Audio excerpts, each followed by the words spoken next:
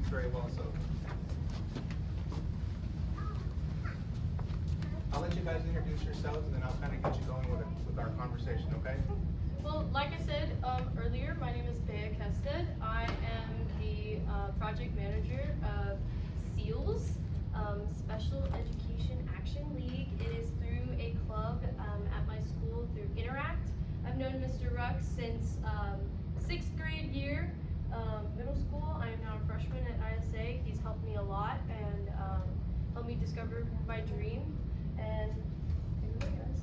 Hi, I'm Mary Caroline Cox, and I'm a freshman at National School Campus. Hi, my name is Bryce Davies. I also go to ISA, and I dress a lot more formally than I thought I was supposed to. You look like you're the teacher. You look good. I'm Stonebridge, the same boat as Bryce, except I got cheap. My name is Vincent. So all of these guys, again, being a freshman, coming from middle school to high school, we haven't talked yet in the class about transition, but think about what that looks like. You have your young daughter with us. When she transitions from 5th grade to 6th grade, the behavior expectation, what the schools expect from our students. Same thing when it goes from 8th grade to 9th grade. These guys are in these young adults, really, I say in 3 years will be graduating from high school and hopefully be knocking on our door here at TAMUSA. So think about that though in terms of behavior. With more responsibility, with more freedom comes more responsibility. Would you guys agree with that? And so, I know you and I can speak to Hobby Middle School, and that's where I met Bea when I was a teacher at Hobby. Very much involved in our Friends Having Fun Club. And so for those of you that don't know, a little background, Friends Having Fun at our school, Bea was our president basically, and organizer. She did everything in that club, and she recruited student athletes to come and really work with our students with exceptional needs. And she's taken that passion and taken it to the high school level, and now as a freshman, as a president, and that's a pretty big deal, I think. You have juniors and seniors that are looking for ways to enhance their college applications, kind of put their name out there, and here these guys are as freshmen, right before us in a college class, ready to share kind of what's going on. So to help get them started, we've narrowed it down into 4 categories, and these are really short PowerPoints. We're going to talk about a reward system, classroom rules, classroom setup, and integration. All of these 4 bullet points are things that we've already talked about briefly throughout the semester, in our young semester, but I want them to give you their perspective in terms of why a reward system, and I'll go in order, not get ahead of myself, but why a reward system works. We call that token economy, right? I gave you the example of when you go to HEB, they give you the buddy bucks. We talked about in the PBIS, positive behavior intervention support. You might get school money and do that for doing stuff, following the rules basically. I don't know if you guys do that at ISA. You couldn't speak to that when we did it at Hobby with our Pride Books. But school store, classroom stores, the bottom line is behavior is incentive based. If you do what you're supposed to, you're going to be rewarded. If you go above and beyond, you're going to get rewarded extra. That makes sense, right? That's true in our own lives.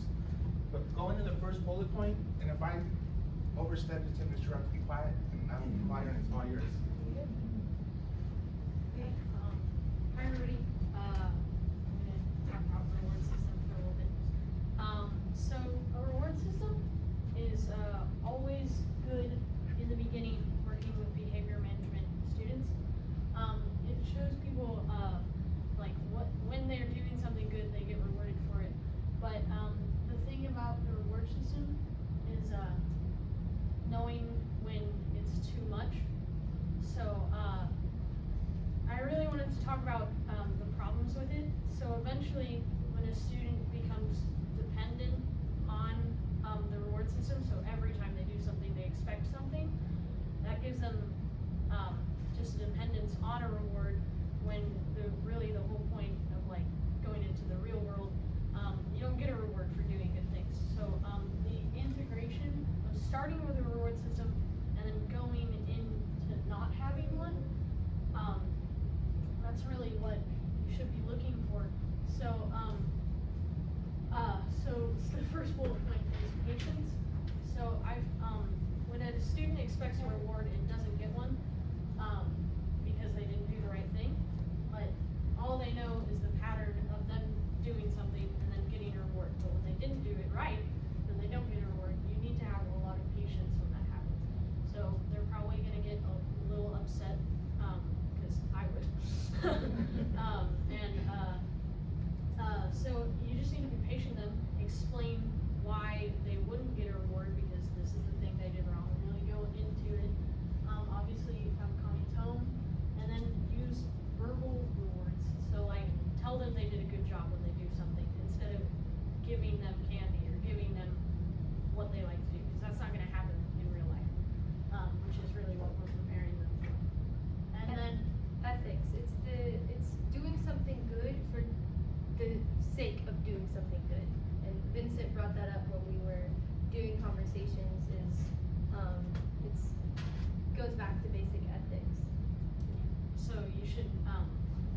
should know that our reward system is always good in the beginning.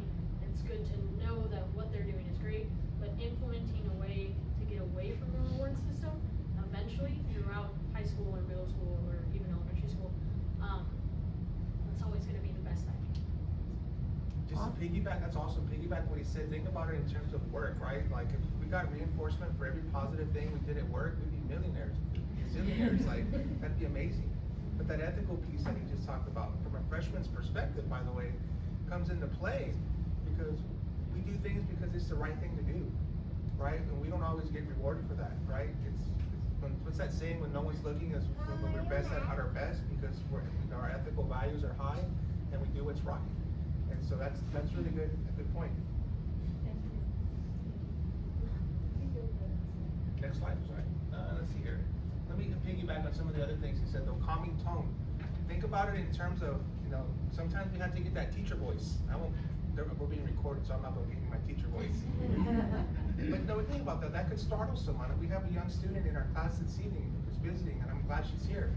And so, but if we come across the wrong way, that can be a turn off. It can either escalate or de-escalate a behavior. So we have to be careful when it comes to that tone, and certainly use a calming and refreshing tone the best we can. Verbal reward. So reinforcement shouldn't always be contingent on doing something good, right? We could do something bad and still, it could be a good reward or a bad reward. Hey, like, it doesn't have to be a punishment, right? Behavior doesn't always have to be like, hey, I caught you doing something bad, so you're being punished for it. It can be a simple redirection. Rewards student interest. I do my best to stay away from candy, right? In a perfect world, like, you're gonna learn that as you get in your classrooms. Candy's really not a powerful reinforcer. It's not a powerful reinforcer when it comes to, or it's not an appropriate reinforcement, pardon me, when it comes to what's right. Because some parents, they might have their son or daughter on a special diet or sugar, etc. So I do my best to stay away from the candy, the best we can. So, but having something of value, it can be a preferred item. And we're going to talk about that a little bit later when it comes to how do you know what your student's preferred item is? And that changes from day to day. I bet you guys have different, like, when you're hungry, you eat. And when you're not hungry, food has no value. When you feel like getting on your phone, like a lot of us get on our phone, social media, 24 hours of that's kind of watered down. It gets boring after a while. So that loses its reinforcement and so forth. And also doing assignments based off of a student's interests. The basis of special education is knowing your students. That's the key. That's the key. I kind of figured it out a little bit, and I'm only 15, what? Yeah, okay. So what I've noticed since 3rd grade, I've been volunteering and working, and what I've noticed is you just need to know your students, right? That's the basics. That's the fundamental. That's the thing that makes the pyramid go up, right? It's the bottom. You know your students, you build trust with them, and honestly, behavior is inevitable. You're gonna have outbreaks. There was a situation during school today, outbreak. It's fine, it's going to happen. But knowing your students can help calm down situations, and correlating rewards to interests. That doesn't mean just giving them candy because they like candy, like Mr. Ruck said. That could also be having them read something based on something that they like, right? So if they're really interested in Marvel, which is a really big thing right now, I know Eli loves Marvel. It's one of my besties, he loves Marvel. So maybe correlating an essay that you want him to do based on Marvel. Like, why do you like Marvel? Can you persuade someone to like Marvel?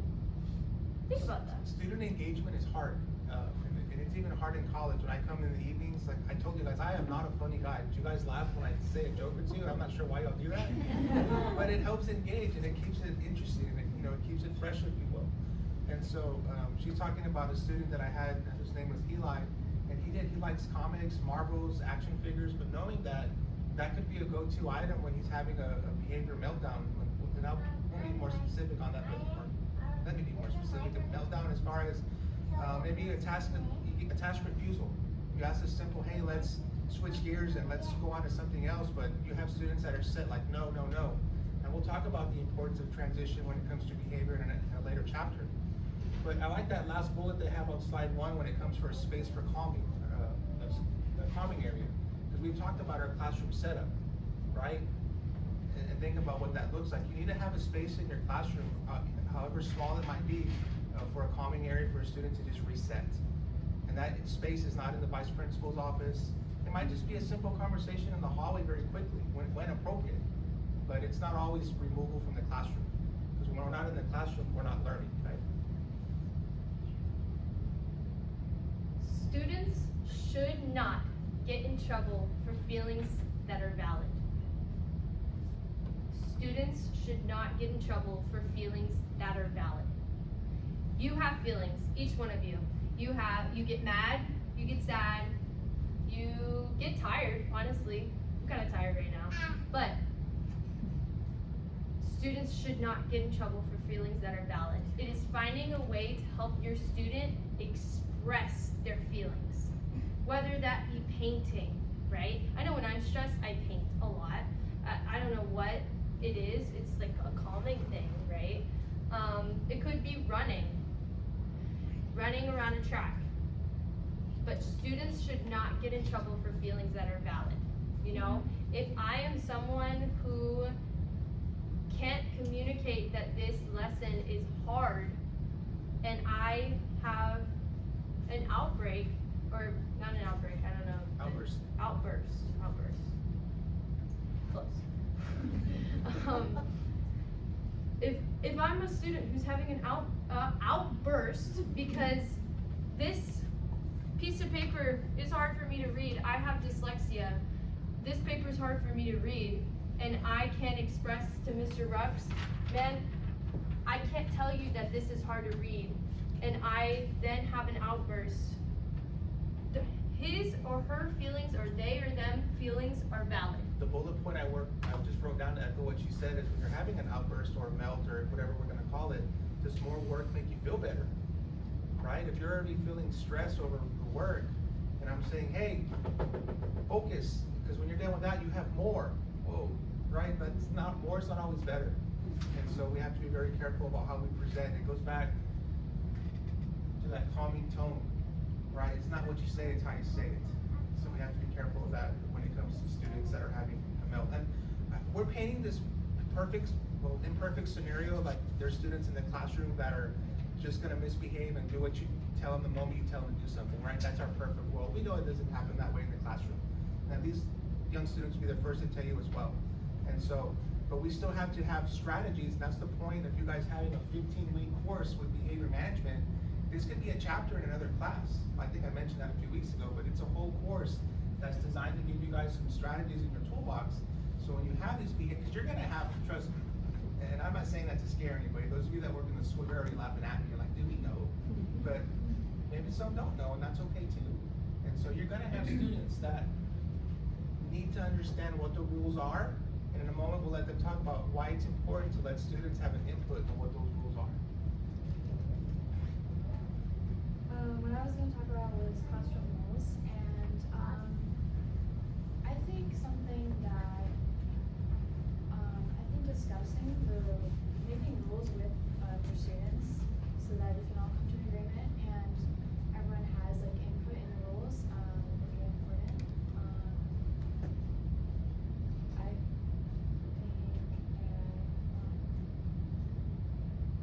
think Well, discussing with your students. Tell me why you think it's important for you guys to be involved with rulemaking, or when we develop rules. Why is your input important? Because not every class is the same, so if you cater the specific requirements to every class, it's a better learning opportunity. Okay. That's true, right? Not every class is the same. Our expectations, I've subbed at different schools, and I can tell that different classes have different vibes, right? Even in college. Like maybe my class runs different than some of your other professors, so not to single out public schools, that's just the way it is. But we have rules and we have expectations. And as a teacher, I need to adjust my expectation to my audience. And like how he pointed out, there are some non-negotiable rules, don't get me wrong, we all know what those are, right? But we have to be flexible. And I think you guys will probably agree with me that flexibility when it comes from a teacher goes a long way to help you guys, not necessarily just behave, but learn. Because the whole point of being in the classroom is to learn, right? Well, I know today, me and Stone are in a group, in English class, and, we're doing this project on climate change, and, our teacher set out a layout where it was, boxes, and I had to make an essay, I had to fill in the boxes. In my brain, I can't do that. I can't write and fill in a box, cause that's not how my brain works, right? And so I just went, Stone was like, she's not gonna care, just go talk to Miss Pena about it, because I wrote this really good paragraph, and I was worried that because it wouldn't fit in the box, that it wasn't good, or it wasn't right or wrong. And I went up to my teacher, and this was today, this was like 8th period actually, so just before we came, very recently. And this is an example of how classroom rules are, like, you have the non-negotiables, right? But then you have the things that are lenient, like having fidget toys at the desk, or doing other things. Do me a favor and talk about procedures. So like when you guys get to school in the morning, you have rules, yes, but you follow a set of procedures, maybe getting your stuff ready to go, maybe even in middle school, turning in homework. Why do you think procedures are important to help behavior in a classroom? Yeah, I can talk about that. So obviously, a child who has behavioral disorders, they usually love repetition. So, having procedures in place to know what to do for certain situations gives them the exact pattern of what's happening at all times. So, it's like, if there's any problem, you just know how to fix it. So procedures are in place to help that. And that just, I think that really helps the student know that they're in control of the situation because they know what to do when something bad happens. Absolutely. So, that's really helpful. Yeah, I mean, if Stone walks into class and I'm over here engaged with you, and he's not gonna come right up to me and interrupt our conversation, right? We know that happens in classrooms. The teachers, students want our attention now. They want immediate. Having a rule and procedure in place knows he comes in, before I engage with the teacher, let me get my stuff ready to go. If I have a basket where my homework goes, they're automatically doing things. The key is they're doing something, and it's functionable in the classroom, so they're not just kind of standing around waiting. Because we all know when we wait, we get bored and we start to talk, and then when next thing you know, it's loud, and you lose control of your classroom. That's an easy way to lose control of your classroom, is by not having a set of procedures. And the chapter last week talked about the difference between rules and procedures. How many rules should we have in our classroom? 3 to 5. Would you guys agree? Yeah. Why do you think having more rules is not a good idea? Because it can get overwhelming, there's a whole bunch, just keep them like short and simple, and then go over them often. Yeah, I mean, you can have the same 5 rules for everybody, right, for every class, I think, to your point at the end, but maybe the procedures are a little different based on the needs of your students, right? And you're gonna have students with exceptional needs in your classroom, and I don't just mean ALE or self-contained students. There's bright, brilliant students in all of our classrooms throughout, regardless from regular class by definition to GT class. By the way, you know the opposite of special education is GT, right? That's still something else other than a differentiated instruction. You have to differentiate based on the need of the student. So it goes both ways. We have gen ed in the middle, special ed, and then gen ed, which we don't talk about, or GT, which we don't talk about very often, but I do believe that falls very much in line with behavior. Because if the work's, quote, too easy for me, I'm not engaged, then that's a whole other conversation. But in our case here, we're talking about special education and the importance of proper tone, having rules. What do you guys think of the audience out here? Why do you help these guys kind of brainstorm a little bit? Why are rules and procedures important in your opinion as college students?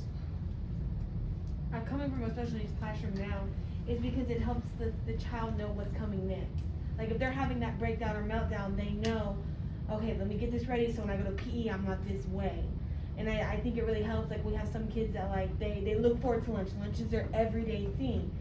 So they know when this bell rings, after it goes, we're gonna head out. It just helps with the structure and the transition to the next, because they know what's coming next because it's an everyday thing. And if something's thrown off, they know, okay, we're gonna fix it, so this is what's coming next. Exactly. Don't you guys appreciate knowing what's coming next? Having agendas, having even in high school, we have syllabus now, so the students know, this is my course expectation. It's not just a schedule of what we're gonna do as far as assignments, but the rules, the procedures, our expectations. So when Stone's done with his work, he knows what to do next.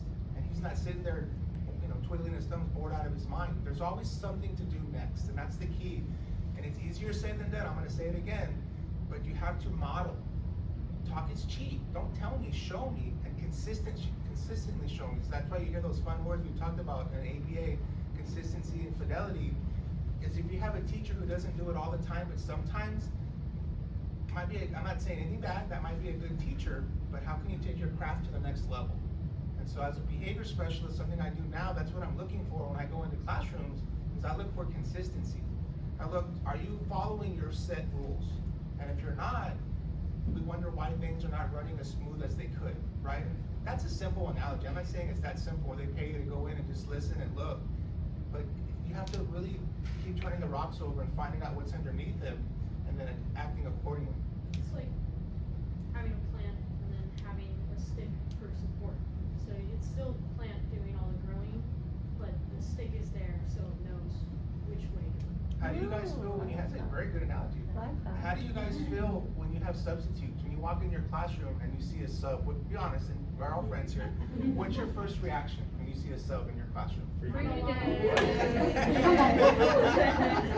made it. Right? Woo! So when we were in school, when we saw the big TV with the strap on it, I'm not old, I can say that.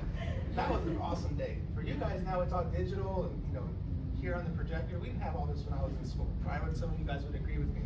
But the point is that do you think even though your teacher's not there, that he or she still has an expectation that the class is gonna run as smoothly as possible? Would you agree to that? Well, I mean, our teacher is gonna be gone tomorrow and Monday. In ISA, we all have the same core classes. We all have the same teachers for our core classes. There are only 105 students at ISA. Freshman class, yeah. And so our teacher, all of our teachers, our teacher is going to be out on Friday and Monday. And we're doing that project, me and Stone, or climate change, you know, and so she has an expectation for us to keep working on that project because it's due by Wednesday, right? And we know that we've got to get that project done because it's due on Wednesday and we have to speak in front of a lot of people about it. And then I just wanna go back to the point of procedures. There is at a point where procedures get to be a bit too much and the kid doesn't have any freedom left. And obviously, when they go into the real world, that stick is gone, going back to the plant example. So, I think procedures are really good up until you have too many. Cause the kid needs some freedom at some point to make their own decisions. That's coming right from these guys. I couldn't have scripted that better myself. Autonomy is so important because you don't want to lose your identity, right? You don't want to lose who you are and how you act, basically. We're all unique in our own ways, and so teachers have that real difficult task of keeping the class baseline, but allowing students to shine as bright as they can, right? And so good teachers, effective teachers, master teachers let students shine as bright as they can with the umbrella of having control, whatever that looks like for each individual class. I like how you guys pointed that out, so that's a good point. Before I move on, you guys know your teacher's out, so you already have that heads up. Yeah. So that's a perfect world scenario. If I know I'm gonna be out tomorrow, and I can say this coming from being a self-contained teacher, and I think you guys echoed this a second ago, we're creatures of habits. If a student comes to school and their teacher's not there, that can bring some stress and anxiety for a student, some major stress and anxiety for a student. Now, what does that look like in your behavior master, in your notes? If I know ahead of time, Bea has, emotional melts when said teacher is not in classroom. That's something that I think a sub should know. And if you know your kids, the more is better, okay? But I just wanted to point that out, is that we don't always know when we're gonna be absent, especially right now in COVID world. You could wake up this morning and feel sick, and next thing you know, you're gone for 2 weeks. You just never know. And so, again, being respectful and mindful of our class, rules, procedures, that's a really good point. What are some rules you have in your classroom that you know of, that you have to follow? In our like immediate. Yeah, like one period, any period, just tell me. Cool. So like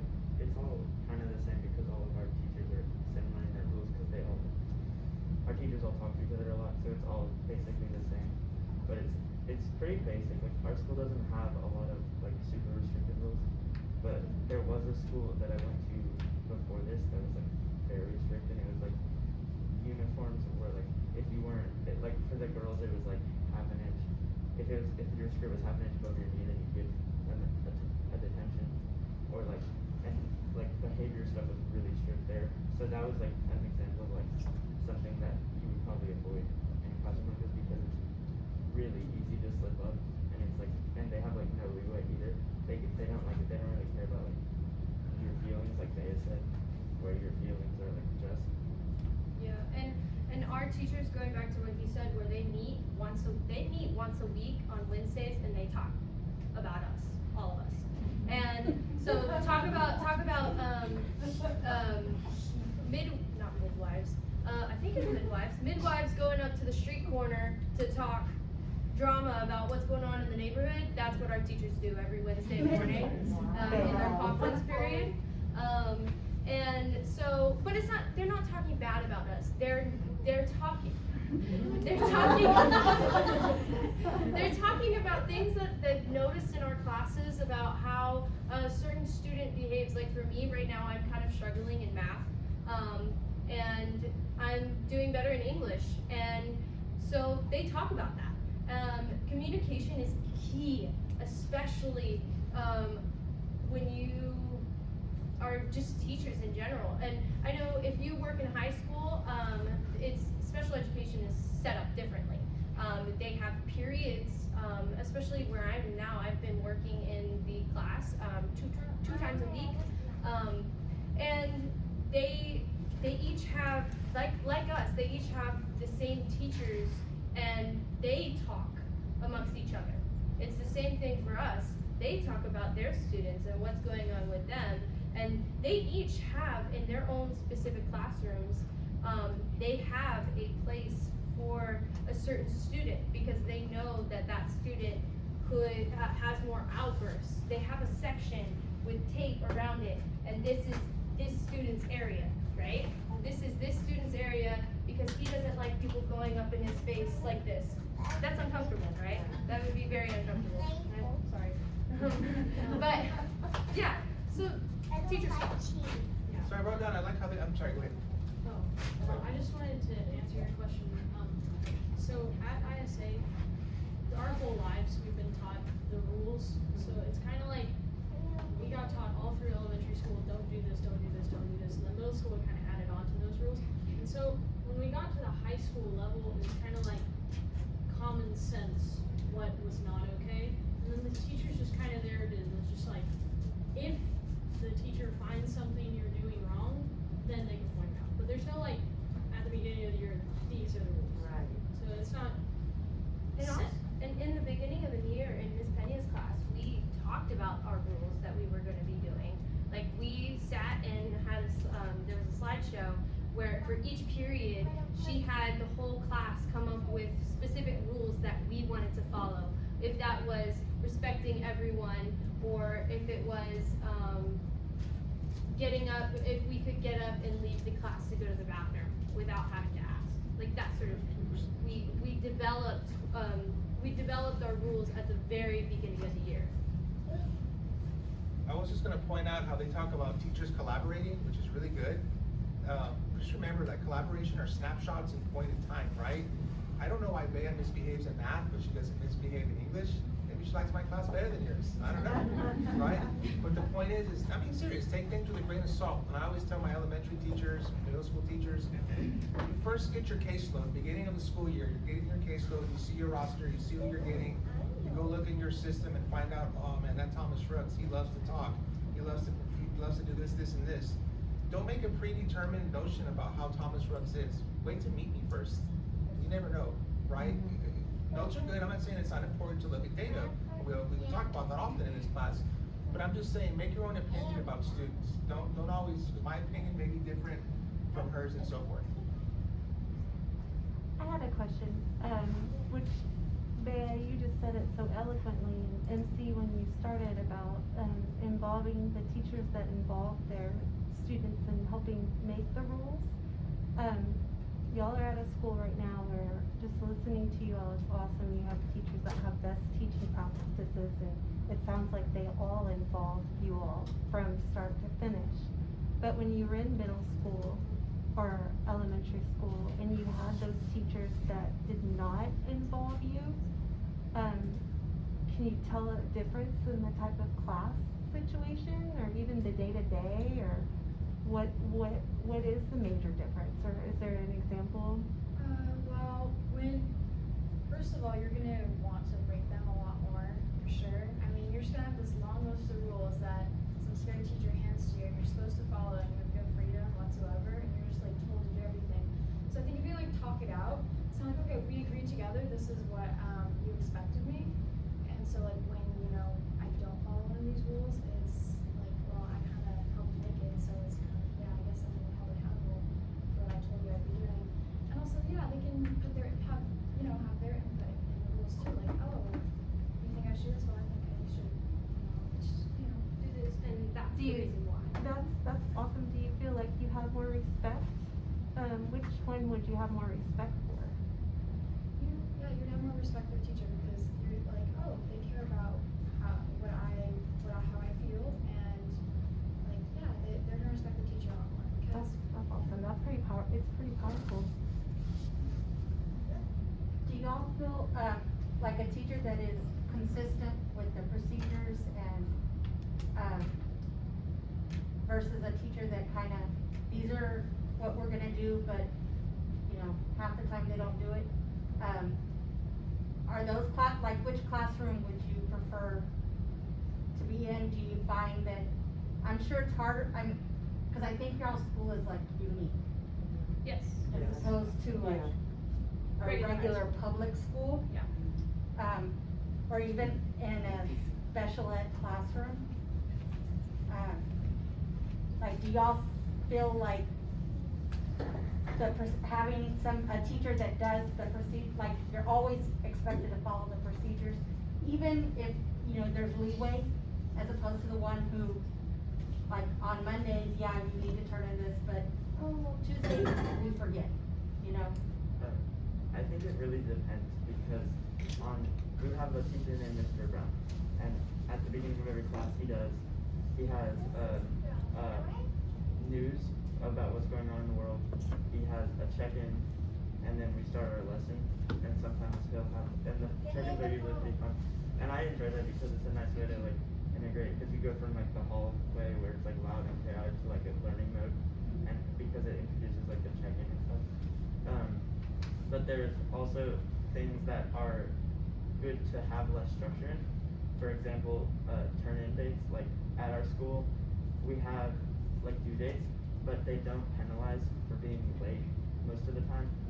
And I think it's really good because in stuff like that, and that especially is like, if you can prove that you've mastered the subject and you don't need to do it, which is like an example of something that is like a good, like something that you don't need a lot of structure in my opinion.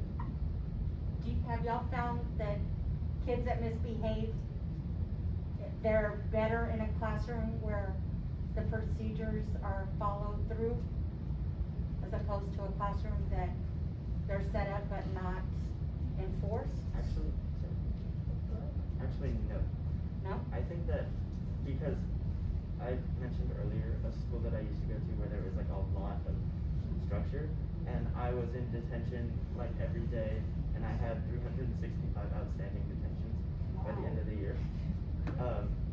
And at this school, it's really different. Like I enjoy learning now, and like it's really fun because there's not all these people telling me like what I have to do, and it's like the teacher's like, if I do something, which I have done, it's not like detention and they don't like explain it to me. Like I get to talk to them, and then I learn what I'm doing wrong, and it's like a really good way of structuring. I'm gonna coin his phrase, transition to learning mode. Cause think about that for a minute. The bell rings in our public schools, 8 periods a day, 50-minute classroom, 45-minute classes, 5 minutes to get to your next class.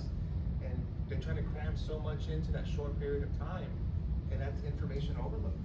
And so being able to calmly and collectively transition from one subject to the next, I mean, I think that speaks volumes, but it takes modeling, practice, rules and procedures, etc., right? I really like what you just said, in that you feel like you're able to learn now versus a punitive setting. Yeah. Like punitive jail-like learn, It was also, where you feel comfortable, and then I like what you said, where you actually learn what you've done wrong or learn from it, and that's pretty cool. Yeah, I really want to raise my hand for some reason. It's tough, buddy, you're good. You're good. Yeah, so basing on your question, if bad kids perform better in a more structured environment, I think there are no bad kids. It's just an opinion-based question. It's a loaded question, really. So if a teacher construes a kid as bad, that's most likely because they're not making an environment where the kid feels safe to be himself. Because I know that when I act out, it's because I don't like where I'm at. So it's a borderline between making an environment that feels safe. So all the rules and regulations that implement, that's not gonna work for every student. Some kids love structure. Like my friend Rachel, she can't get enough of structure. But also, there's kids like me, Vincent and Bryce, who just like, we can't deal with this little box. So, it's a learning curve really, that you need to just see how the student reacts to different things and then base your learning style off of that. Cool. Talk to me about classroom setup, why is that important? so classroom setup is something that's really important because for a lot of these students, like having somewhere to feel safe is very important to them, and if it's the same place they go into every time, then it's because everything's changing around them, and the more places they can have that are like stationary and not changing, the more comfortable they feel. So some things that help with this are things like behavior tools on walls is a really big one. For example, we went to the special ed classroom at our school and interviewed the head of special ed, or the No, he was a teacher. He was The a teacher for math. Yeah. Yeah. He was one of the special ed teachers. And there was for example, on the walls there were these checklists that one of the students had, and it was if he got everything done on his checklist, then he would get a reward, which was sometimes on his iPad, or I think the other thing was I don't know. It's not important. And then another thing is kind of goes into integration, where they had this thing that I thought was really interesting, where the students could shred paper, and then they put it in bags, and then they take it to the dumpster by themselves, and it helped them. It's just one of those things that helps them in integration, because it shows them this is what doing chores is like. This it helps them learn things. Calming zones is another thing. There was a student who there's a corner in one of the special education classrooms that has it's just a corner with a desk, and it's a good place for students to go if they're feeling overwhelmed, which tends to happen a lot. And so yeah, there's a lot of other things that we can go on about. Well, like I said earlier, that student who had that specific place for him with the tape on the floor around him, that was his space. No, the other students knew that they weren't allowed to step into that zone because that was his zone. That's his zone. It's where he has his stuff and he has his papers, and he doesn't like people coming in, right?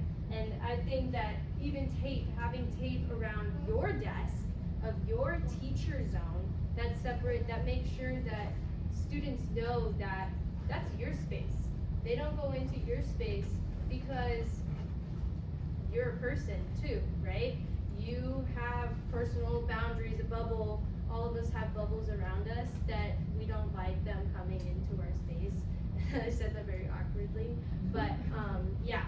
So just having I remember you in your classroom, you had tape on the floor, and also with some of the paraprofessionals, they had tape around their desks. telling students that it's a physical cue that this In is. some classrooms, it's a strategy, that table on the floor may not be conducive for every classroom, but in a certain room where I work, in a self-contained setting, that was a strategy where we did have to teach boundaries. And it's just a visual cue, it's just like having a yield sign, a stop sign.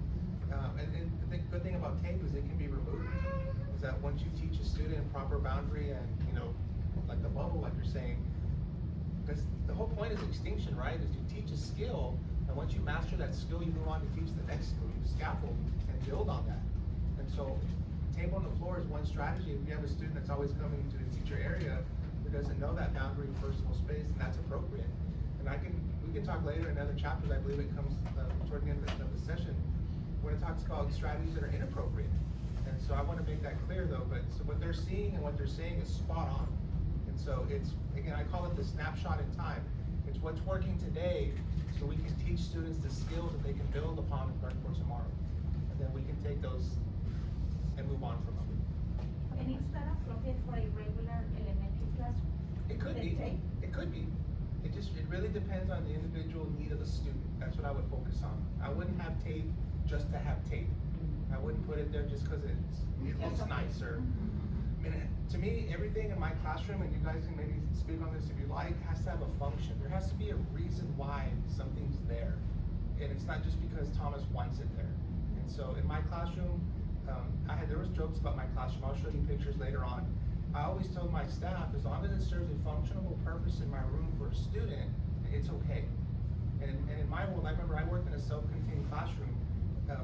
Go back to Special Ed 101. We want to teach our students in the least restrictive environment possible.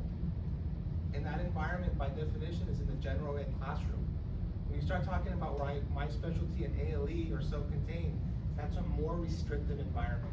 When you go to an autism unit, that's a more restricted environment.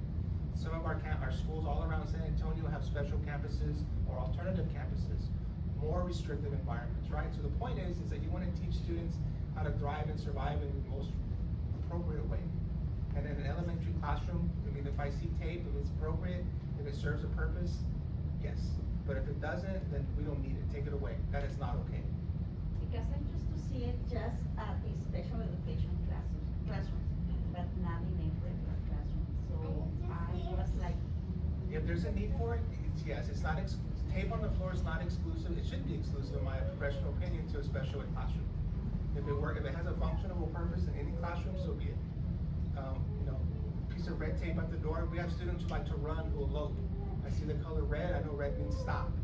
And so again, those are things that you have to model.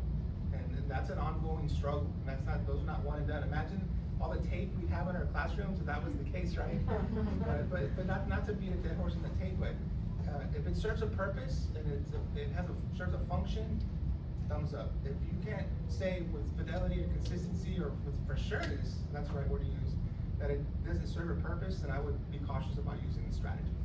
Or maybe seek some help for it. Bryce, or no, I forgot. Vincent. Vincent, I'm sorry, Vincent. I really liked what you said you noticed about the students having the shredding job and then taking the shredding out to the garbage can by themselves. And so I kind of wanted to go back to Stone about the reinforcement and behavior. Do you think that giving the students a little more freedom like that might be some built-in reinforcement, or might be an intrinsic reinforcer, meaning like they feel something like more powerful or confident? Yeah, so if they fully enjoy a work task, I mean, that's great. That fully, like, shows them that, hey, this is what they'll probably wanna do when they grow up. Especially if it's like an actual job that you can get in real life. If they love that, it's so perfect. Cause that's the exact thing that you wanna go for, integrating them into your life. And Vincent, when you saw those students, did you see that, were they like, I love y'all's presentation, by the way, I'm learning something every minute, but did you see those students happy, or were they like So- fighting to work? We went in when it was the students' lunch lunch Oh, period. okay. So, it was less crowded. I thought that that would be better because, then the teacher can actually focus on what the questions we're asking. Uh-huh. He just pointed out different areas around his room that, Yeah. help with behavior management and how Yeah. he does it. That's cool. We had when I inherited my classroom 8 years ago, we had a big shredder and they're like, Thomas, take care of this like gold, because if it breaks, we're not gonna replace it. And that thing still works.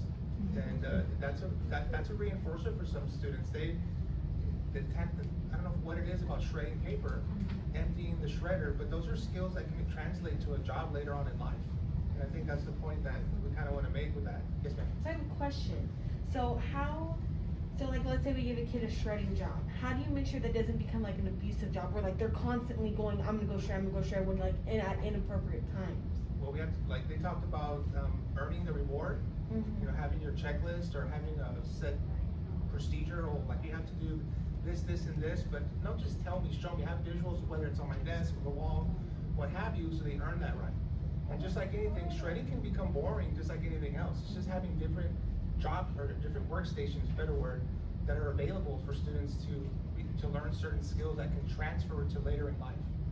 And then later in the semester, we might have another guest speaker come that talks about the end in mind approach.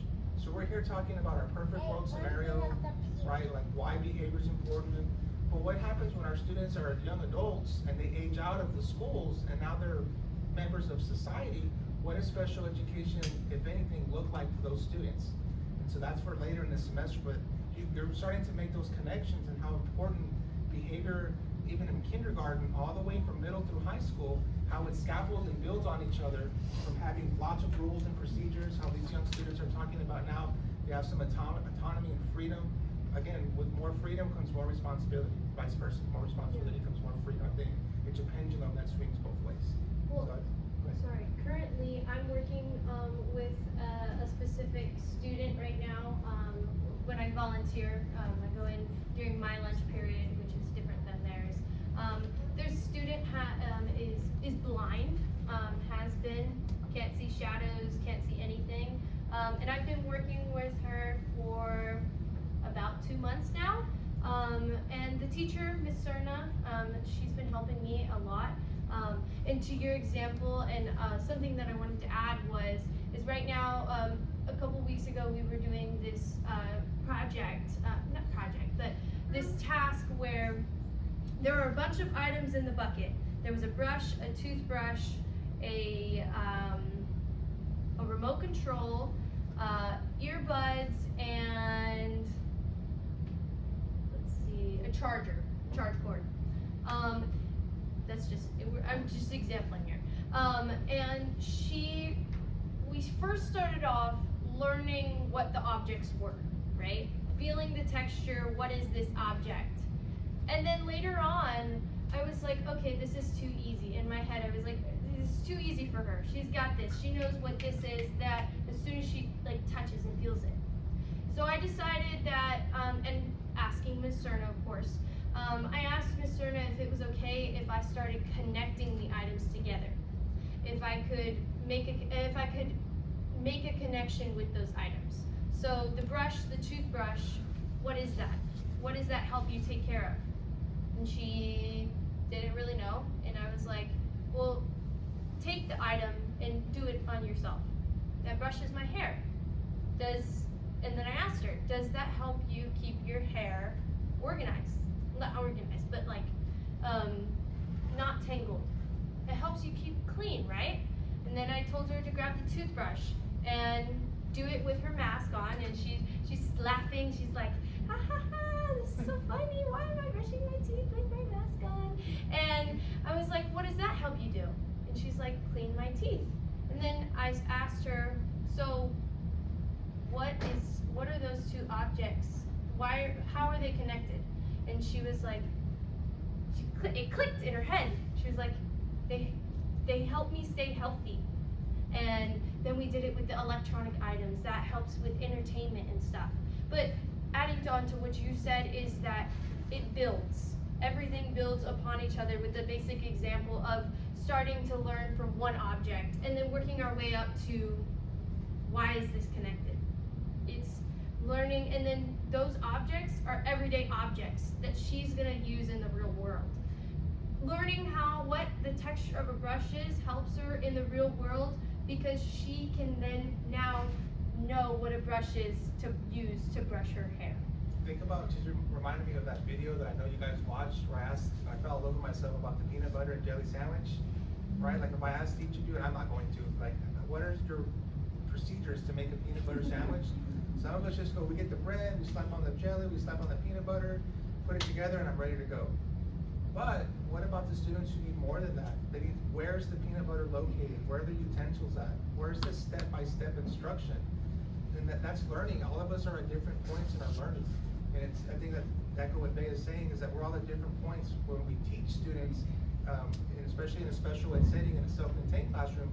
You have to scaffold, you have to build on something, you have to have a strong foundation. In a little bit, we're gonna talk about our case study students. We're gonna spend time, I made copies this morning, or you're shocked, right? Because you have to have a solid foundation of a case study before I can even ask you to build a behavior intervention plan. So in order for us to ask our students to get from A to Z, we can't skip the steps in between. And we have to realize that each student has a different starting point. And I think these young folks have done an excellent job of explaining in their own way why behavior and rules are important from their perspective. You guys have anything you want to add? We have this one. Oh, yeah, come on. Oh, yeah. Okay. I'm gonna feel like I'm on a TED Talk right now.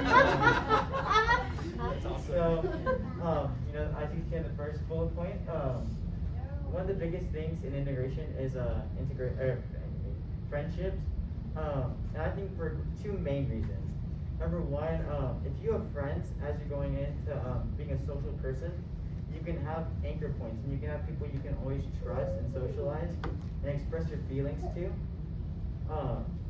Even when you feel like you just can't express something, good friends can understand what you're saying, and so you don't really need to if it's hard for you to say, oh, I'm having a bad day. Sometimes good friends can just tell right away. And the second big reason is because they teach you social skills. So if I'm going into the real world, and I can practice certain social interactions with Vincent or Stone or Bay or MC. I can learn social cues and things I need to do or don't do. So I can, if I'm talking to a real person, the ultimate job is to let these people be self-functioning individuals. So if I can socialize and I can do tasks on my own, then that's perfect. The second point is work jobs, and Vincent already stole my story for that. So that's obviously the shredding paper and bringing it out and helping dispose of it with the garbage truck. So work jobs are like little, not too difficult of tasks, but it gives them like a sense of purpose and a work ethic.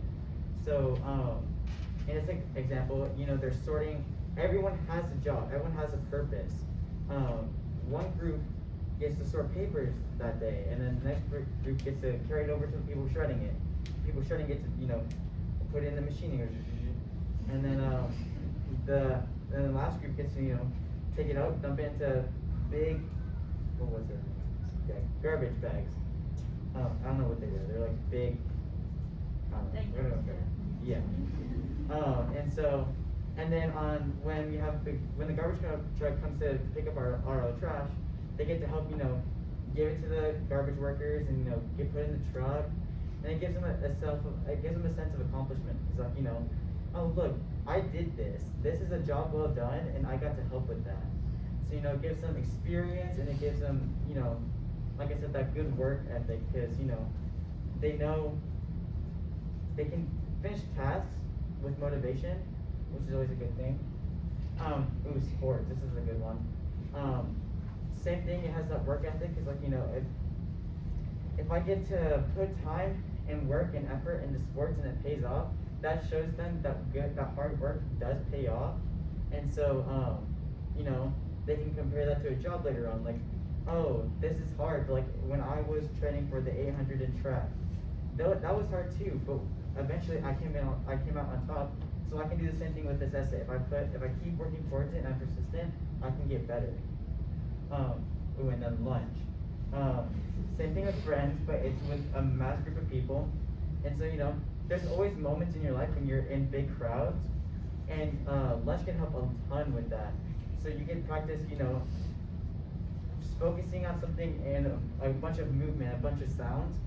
And then you also get the experience of just socializing with people, like lots of people. I never know when some random person on the street is gonna just start a conversation with me.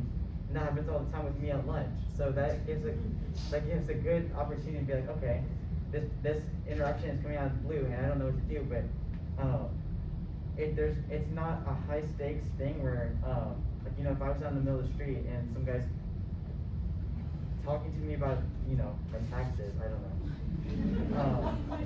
That's kind of like, I don't know where that happened in the middle of the street, but that's kind of a high stakes situation because I don't want to get reported to the IRS or something. At lunch, random social interactions have no pressure, so I get experience coming up with answers on the fly, and if I mess up, so what? It's a little lunch conversation. No one's gonna remember in the long run. So it gives you all these bullet points just give you a lot of experience and a sense of what's to come later on in your life. Awesome. That's awesome. Bless you. Thanks. Right. I'm sorry. I'm like the Muppet lady, the Muppet Show. I love that is awesome. 100% awesome. So elementary school, middle school, junior high, maybe ISA, but definitely Lee. The students that have some behavioral issues or have struggles, you think that they should stay in the class and be punished, or do you think they should be out at the cafeteria? And what are your thoughts, like, when you were in middle school and elementary and the teachers just going and taking their break and leaving you all alone? You think that they should be more present and modeling those things and encouraging that? Oh, for sure. I mean, those opportunities are like giving you experience of dealing like with social things on your own without someone to watch you. And all these things are super important. If I'm not getting that experience, like if I'm being secluded or if I'm having someone constantly helping me out, I don't get that sense of individuality. I don't get that sense of I can rely on myself, I can handle tasks. So it's absolutely necessary for kids to just be able to handle themselves, even if it's just for a moment. Because if they start to have those melts, as we've been calling them, they learn how to handle them in social interactions, which is super important. Because like we said, you never know when one's going to come on, so it's super important to be able to as it happens, okay, this is happening now. I'm with other people, so let's see how I can handle this. That's awesome. That's awesome. Would you say that students that have those opportunities and are doing better in those areas would do better in their academics and have less behaviors? Of course, because self-esteem is a big thing in school, not just in social interactions, but in actual school work. If I'm not confident in myself, I'm not confident in my knowledge. If I'm scared, if I don't think I'm qualified to interact with people, what's going to stop me from thinking I'm qualified for taking the science test next Thursday, or make me feel confident studying by myself, or just learning things from lectures from teachers, That's pretty powerful. I mean, I wrote down all your bullet points. I'm gonna just coin all these phrases. Thank you guys, I appreciate it. Anchor points, high stakes. We talk about high stakes testing. That's what some of you heard, right? Well, how about just high stakes community? Having the space and the comfort zone to go to a Special Olympics for sports, go to the lunchroom, go to the gym, have work jobs, build friendships. Guys, it takes mountains, right? Our village move mountains. This is our community. This is our future right here. These are our future leaders. And it makes me excited to think about where we're going and how we as future teachers can facilitate young minds and taking it to the next level. To build the friendships, to do everything that these young folks have talked about over the last hour. And it's gone by very quickly, by the way. You guys have done an amazing job. So, I mean, bravo. But you've opened my eyes really to some different perspectives of why it's so important to do what we do, and why a behavior management class, you might think, well gosh, Thomas, 15 weeks of behavior management, boring. Guys, it's one of the most important courses you're gonna have as an undergrad teacher. I promise you. The academics will come. I told you guys when I first met you, and I have it recorded on YouTube, my rookie mistake was assuming that behavior was gonna work itself out. And look at me 8 years later now as a behavior specialist on the other side of the coin, being a coach of teachers, explaining to young teachers, explaining to future teachers, to our next generation of teachers, why behavior management is so important.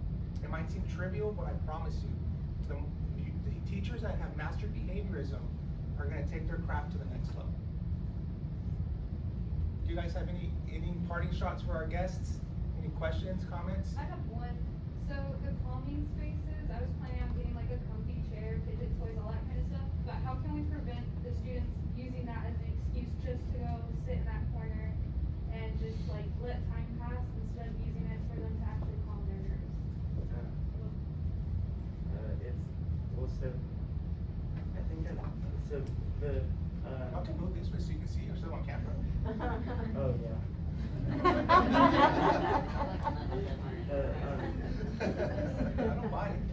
We were talking about the like reward system earlier, and with the like feedback and stuff like that for like a cool down place. If you're there, then you won't be able to do your things for the reward system. So the reward system is one of those things that's like kind of covers everything, because like it'll help them stay on task as well. And that's why it's another. It's really. Go ahead, babe. Sorry. I wasn't talking. I'm sorry. Stop for it. So another thing that you can do is, know their mannerisms. So if you know that they're actually like having a hard time and, like about to have a meltdown, then just say yes. But like, if you can tell that they're like just trying to get there and trying to just get finished with their work, like if they're in the middle of an assignment and you like check on them and they say, oh, I'm all good, and then after that they ask like, hey, can I go to the chill zone?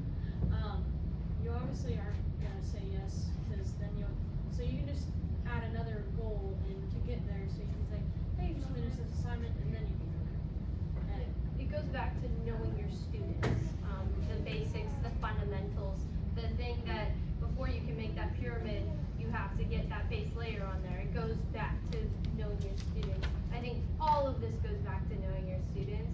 Somewhere or another, I know you can't really connect lunches to knowing your students, but there's a way. And if there's a will, there's a way. And, go ahead, Mom. That's my mom, guys, by the way. I'm just a random stranger off the street. Would you relate that back to validating students' feelings? And then also, Stone, what you said earlier about, what did you say about rewarding, with words? Verbal? So would you say that it might help a student, if the teacher explained and used their words about why there's a calming spot and saying, you know, I see that you're upset, and making sure that they're able, because, just from like my experience with my own children, when a teacher might be able to teach their student to advocate for their own needs, would behaviors decrease? So, I was about to bring that up, but thanks, Mom, you dropped the bomb there. I'm sorry. So I, in 7th grade, a little backstory, I'm not going all deep in now. But I had a little rough patch there. I was diagnosed with cognitive anxiety disorder, as well as a very rare condition called conversion disorder, which basically means when I have a panic attack, these legs, they fail. They go paralyzed. I've been paralyzed for a full day before. That's my longest streak. I hope I don't go any past that. You know, if you do Snapchat, I wanna say I'm at 1-day streak. Yeah. Thank you. A whole week there. It was not a whole week, but, Okay. yeah, thanks, it's okay. I really struggled, and I also had this teacher in 6th grade who told me that I should be in an insane asylum when I was getting diagnosed with ADHD disorder. I'm a little different, you know, but you can't tell. Like, I'm a normal person, but talk about those kids who do have physical disabilities, like being wheelchair bound. That all causes behavior. Having a teacher tell me that I should be in an insane asylum when I'm getting diagnosed with ADHD causes behaviors. I walked out of classrooms, I yelled at that teacher a couple of times, and now today I'm this fashionable young lady who is a little bright and who likes to share her knowledge of what little things she knows, because I'm only 15. But I also had a teacher who knew my signs. Her name was Miss Hines. She was an English teacher. She was the one who actually started this whole roller coaster going downhill to deciding that I have ADHD disorder and helping with dyslexia as well. There was this spot, I don't know, it was so weird. There was this spot under this table that was really dark. And it was this spot, it was my spot. I would go there when I was stressed out. And you talk about your kids wanting to go to a calming area, that was my calming area. It was under this table, no one could see me, I could do my work there. And it goes back to knowing your students.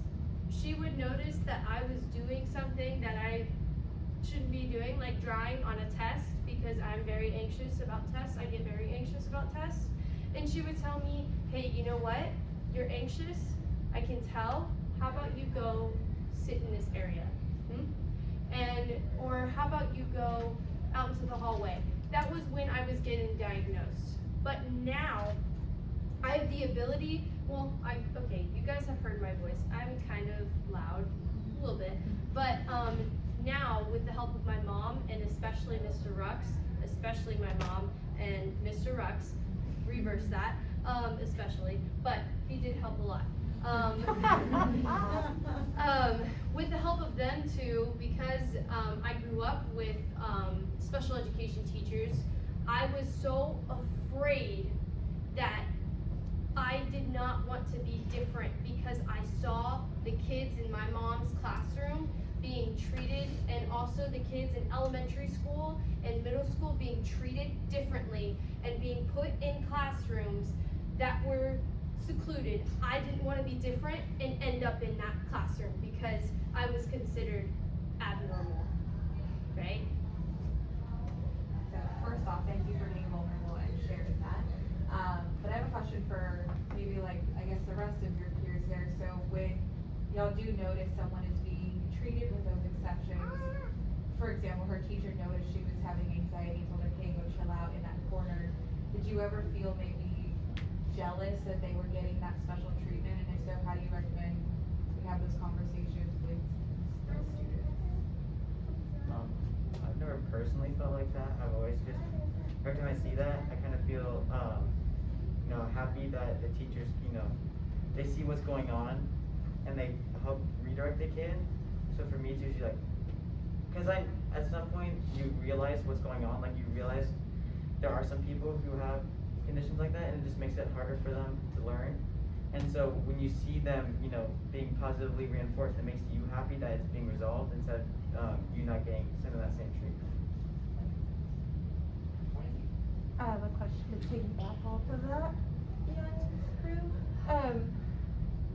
When you've had the teachers, and especially at ISA, who teach with differentiation and have choice seating and stuff like that, are you more apt to notice those students that are struggling, or do you see less anxiety?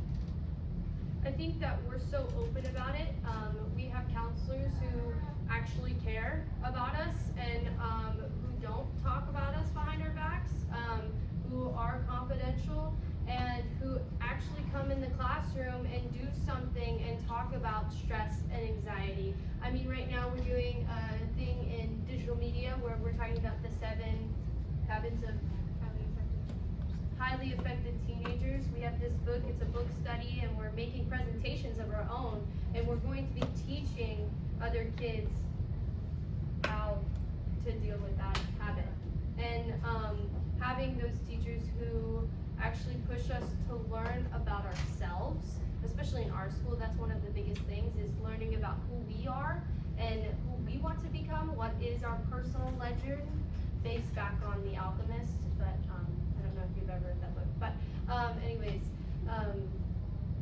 it's just, it's like that in our school, is they push us to be ourselves. And I know for me, I'm open, they all know that I take medication for my ADHD, that I have a routine in the morning where I have to go to the nurse's office, and then right after lunch, I also have to take my meds.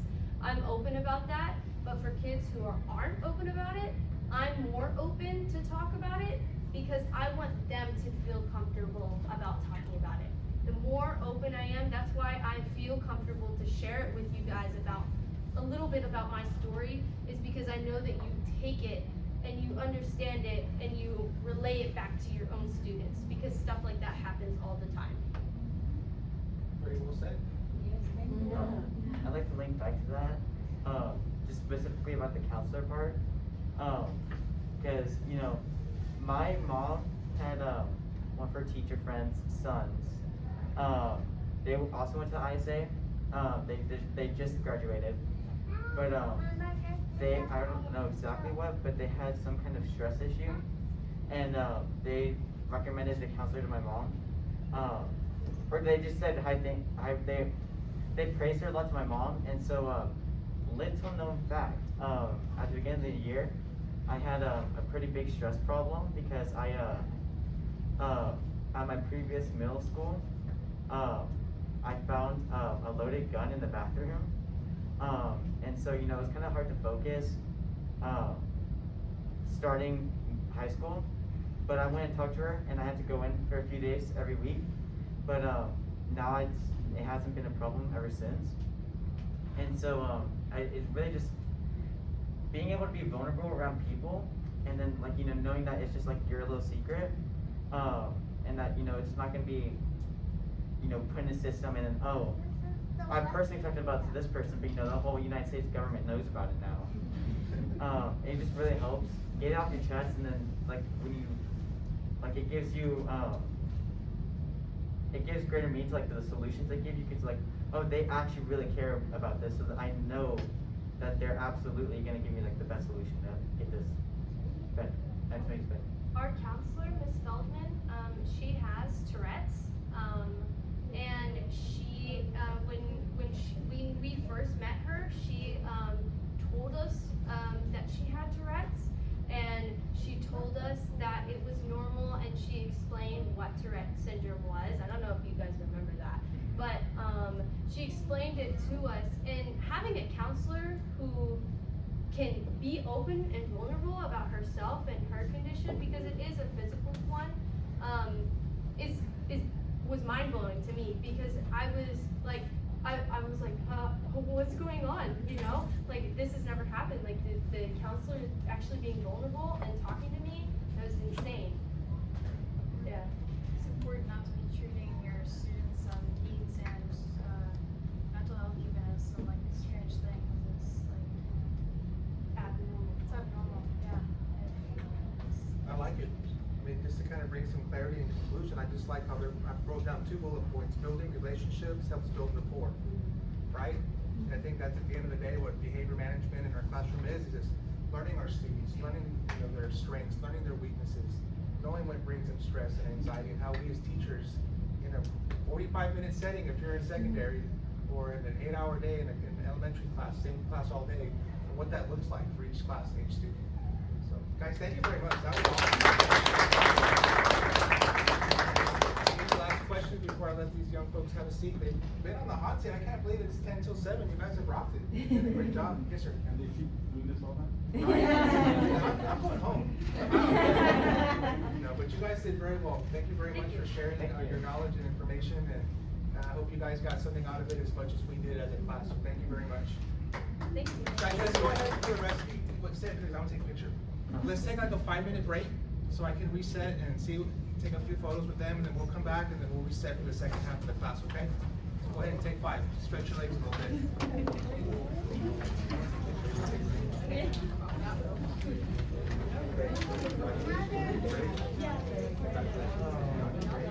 you.